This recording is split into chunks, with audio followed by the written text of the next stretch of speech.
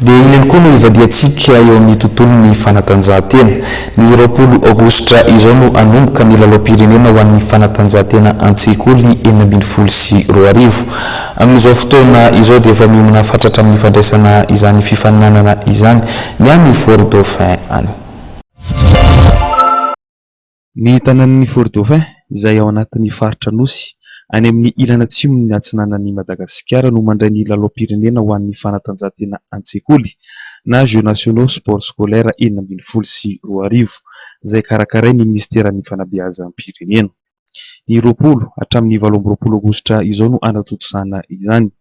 5 andro mialohan'ny lalao ao anatin'ny fametrahany pitsopitsony amin'ny fandraisana izany ny komite mpikarakara any an-toerana. Andro aman'alina ireo commission miisa 10 ao anatin'ny comité régional d'organisation mba ahafahana mametraka an'izany.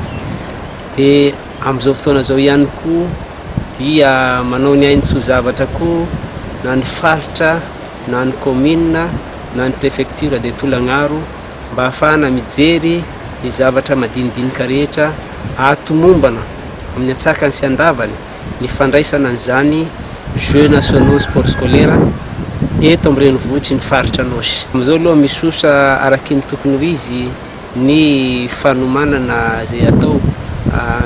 Misy ihany koa moa zany ireo fanampin'ireo sehatra hafa toy ny sipiko manokana eto zany ny tanànan'ny Oisel izay ville rahavavy ny Faradofay izay manampy dia manampy tokoa zany amin'ny assainissement ny stade ny Ampasamasay izay efa eo andalam-panatanterahana amin'izao fotoana izao. Ny mpianatra avy amin'ny sekoly manerana ny faritra 20 no andray anjara amin'ny lalao-pirenena ho an'ny fanatanjahantena an-tsekoly.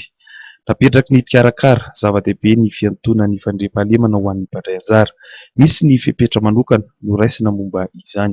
Fandriampahalemana amin'ireo ataontsika hoe le axe routier miainga avy any Osy makaty Faradofay. Dia misy zany ny escorte an'ireo délégation avy amin'ny faritra 120 izay ho tonga eto amin'ny renivohitry ny faritra Nosy. Misy système d'escorte zany ho apetraka zany miainga avy any Osy ka hatraty Faradofay na amin'ny mandroso zany na amin'ny miverina.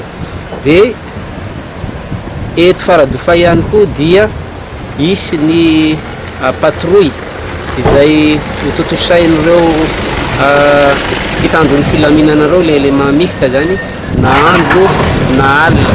Ny sécurisation ny ao koa ny sécurisation ireo site d'hébergement sy ny infrastructure sportive rehetrarehetra zany dia ao anatiny hojerena manokana. Araka izany dia efa vonona amin'ny fandraisana ny lalao-pirenena ho an'ny fanatanjahantena an-tsekoly izay totosaina ny 20 hatramin'ny 28 aogositra 2024 izao ny tanànan'ny Fort Dauphin.